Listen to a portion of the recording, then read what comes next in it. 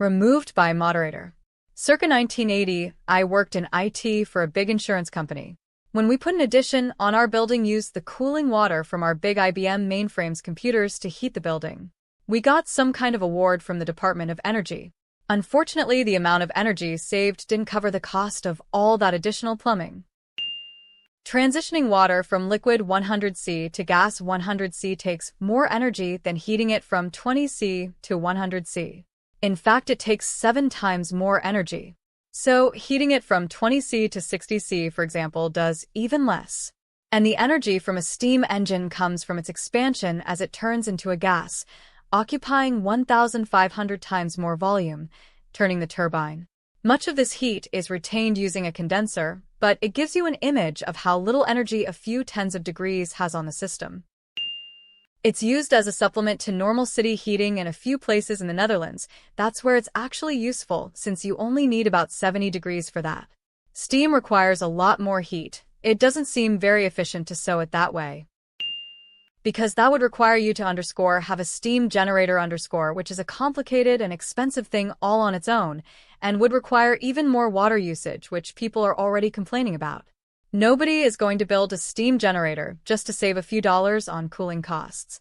TLDR, because it's much cheaper not to do that.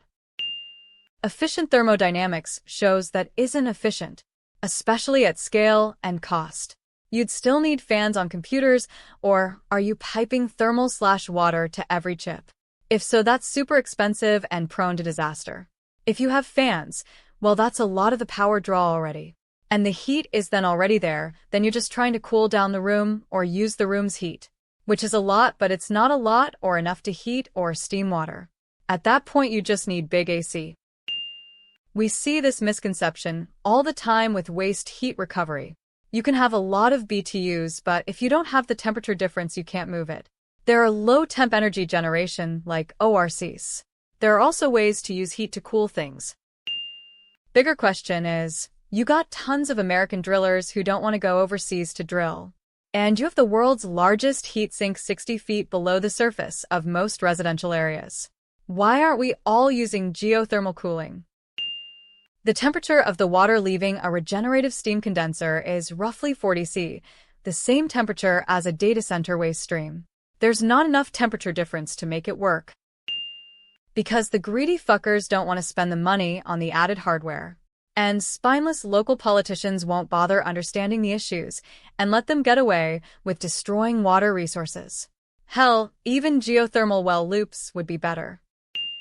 Steam turbines require high pressure and high temperature, which you wouldn't get from a data center.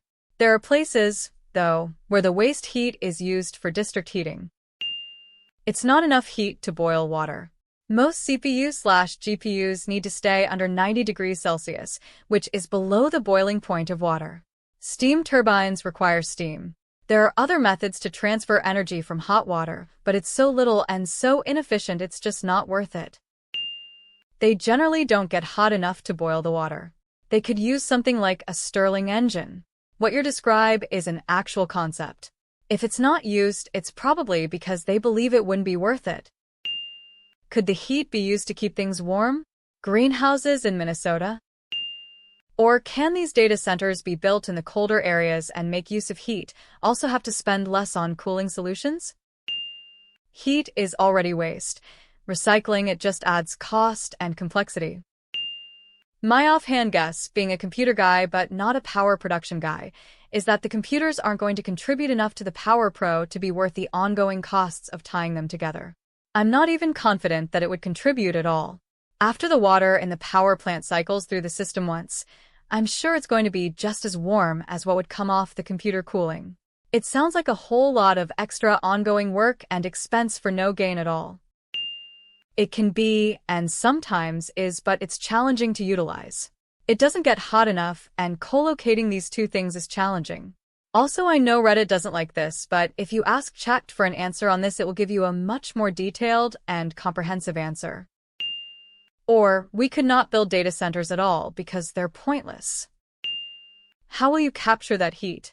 The heat in data centers comes from the electronic equipment, and being able to scavenge that heat and repurpose it for anything meaningful also uses electricity/produces heat. But to answer question, the cost of doing so is probably greater than the energy saved. Seems like a good idea to me. I have no idea what I'm talking about.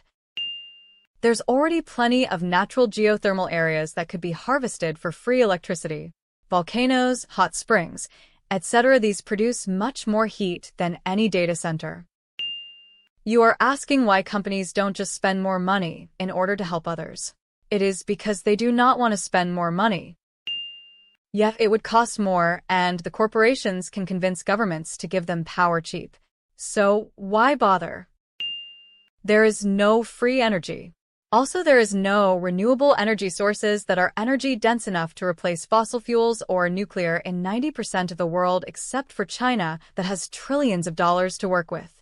Sad but true. Data centers are the evil of the day. We have an oil refinery inside our city limits that regularly has explosions and 10,000 safety violations, but it makes money and jobs so? That would be very dangerous, as it would make the AI fully independent.